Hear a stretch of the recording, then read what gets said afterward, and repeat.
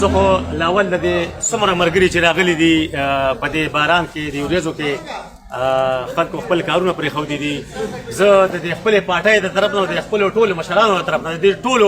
ډېره زیاته شکریه ادا کوم چې دوی د ټیم کې موږ له ټیم راکړه او دا ځای دغه مقابله زموږ ښایسته کړه. ملګرو نن تاسو ته دا پته ده چې دا په کومه موقع موږ راغونډ شوي دا زموږ د حیات شهید حیات محمد خان شیرپاو برسي ده او انشاءالله دا موږ هر کال د یوې برسۍ نه بله برسي ښه په جوش او په خروش کې منځو. دې کې مثلا نن موږ کې زموږ یو ملګری داسې و چې هغه څه په وجوهاتو په وجه باندې نشته د حاجي غني رحمان، نو زموږ دا کوشش زیات دا کوشش چې یاره موږ د هغه دا کمي په څه طریقه باندې خو برابر باندې کړی شو، خو چې هغه په موقع باندې نو بیا هغه هر قسم خپله ایفرټس کوي، خپله منډې سره نه وایي،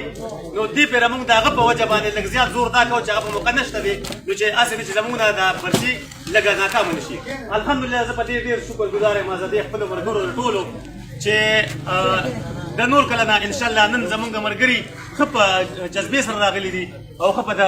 درناوي سره راغلي دي. ملګرو د ټولو خبرو اخري نچوړ به زموږ دا مشران هم دلته خبرې کوي، زموږ تګ به په داسې طریقه باندې چې منظم طریقې سره به موږ ځو، په نه به چا تکلیف وررسوو، ښه په آرام سره به ځو او د هغې نه بعد کله چې موږ پنډال ته ورسو جلسګاه ته ورسو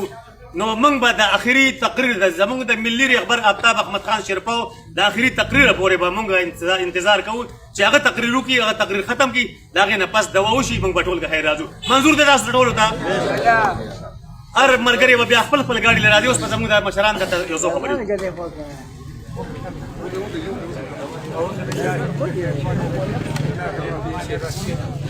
راځي چې کومې خبرې وکړو د دې دپاسه خو زمونږ دغه نه جوړېږي چې مونږ د دې دپاسه خبرې وکړو، خو دا کومه پاکستان دا د داسې یو شخصیت مبارکې ده چې هغه د پښتونخوا نه د خپلې وینې قرباني ورکړې ده، نو په هغې سلسله کې مونږ هر کال دا برسي مناوخو دا یو 50مه برسي ده او انشاءالله چې یوه د بلې نه ښه روانوي، نو موږ به کوشش دا کوو چې موږ هلته ورشو نو چې هسې بې ځای نه چې څه مقصد دپاره موږ لاړ شو چې موږ هغه ځای کې خپل څومره دغه وخت چې هغه هلته تېر کړو د مشر تقریر پورې، باقي دا ده چې یاره موږ دا کوم دغه چې دی نو زموږ دا مشر موږ له یو شعور تربیت راکړی دی چې یاره روان یو نه انشاءالله ډېر په ښایسته طریقې سره به ځو، چغې به نه وخو دغه به نه کوو. دویمه دا چې ډریورانو صاحبانو ته دا خواست دی چې یاره ځو نو هغه د جنګ ګاډي به نه جوړوو، ښه په اصولو په طریقه او د یو بل نه په امن او ښه په یو بل پسې به ځو او زدونه دا نه به لاروي کس ته تکلیف ورکوو، را روان ګاډي له به تکلیف نه ورکوو، په خپل سیټ به ځو، نو انشاءالله چې د آخري تقریره پورې به مونږ هلته دغه وخت پاس کوو او الله پاک دې د برسي په خیر باندې زمونږ کامیاب کړي.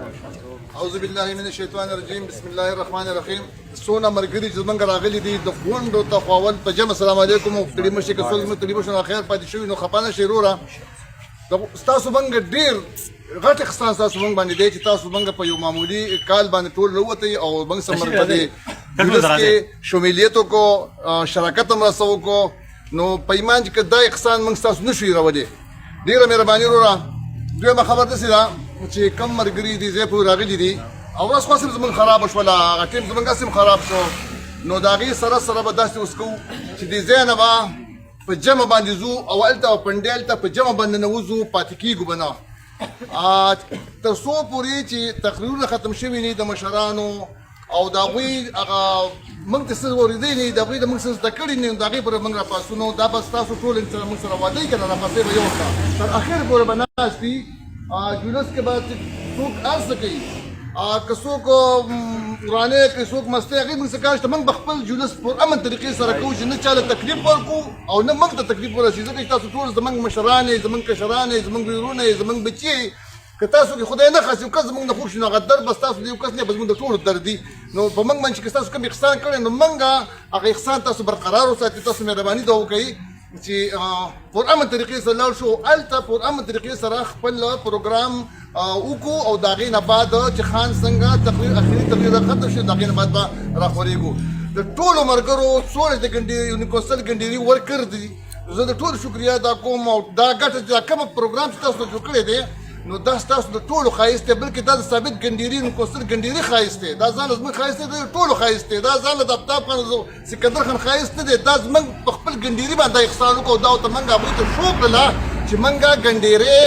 قومي پارټۍ سره خو په ایماندارۍ او خو په نرتوب سره ولاړ یو نو وروره دغه کار به چې هغې ته به په شریکه ننوځو په شریکه بیا تر اخره پورې موږ ناست وو مخکې به د هغې نه راځو صرف یو کم یې موږ محسوسوو دې وخت کې چې زموږ حاجي غني رحمانه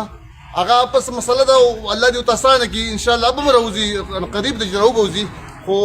د هغې یو نیمګړتیا موږ محسوس خو دا کم خلک چې راووتو دا کم خلک چې راوتې دي دا کم اتفاق چې تاسو ټول کړی دی نو غالبا چې دا هغه کمی چې کوم موږ ته محسوسېږي نو دا هم یو خوشحالۍ خبره ده چې د هغه په نه موجودۍ کې هم دا خلک بیا هم دغه ځای ته راغونډ شو او راووتو ډېره مهرباني